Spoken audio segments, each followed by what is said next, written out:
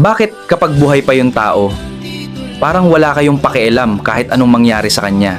Tapos pag namatay, akala mo kung sino kayong apektado. Yung iba magpo-post pa sa social media na kesyo mahal na mahal daw nila. Yung iba naman iminamay day pa yung picture ng namatay. Tapos may nakalagay na hindi ka namin makakalimutan. Talaga ba?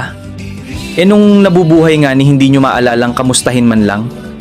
Tapos ngayon, ganyan sasabihin nyo. Nung nabubuhay yung tao ni hindi nyo nga magawang dalawin man lang.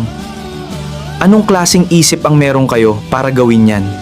Isipin nyo, nung namatay yung tao, buhos ang mga mamahaling bulaklak na ibinibigay nyo, samantalang nung nabubuhay pa, ni isang pirasong bulaklak hindi nyo mabigyan.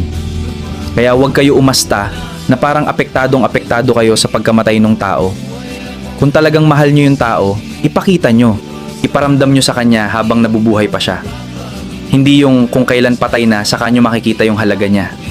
Mas maganda kasi kung habang buhay pa siya, gagawin nyo na kasi siya mismo ang makakakita na mahalaga siya sa inyo. Huwag na natin antayin na huli na ang lahat. Huwag natin antayin na marerealize lang natin na mahalaga siya kung kailan wala na. Kaya ngayon pa lang, yakapin mo na, bigyan mo na ng bulaklak at sabihin mo sa kanya na mahal mo siya at mahalaga siya sa'yo. Tandaan mo na mas masarap magbigay ng bulaklak sa taong buhay pa at kasama mo pa kesa sa taong wala na.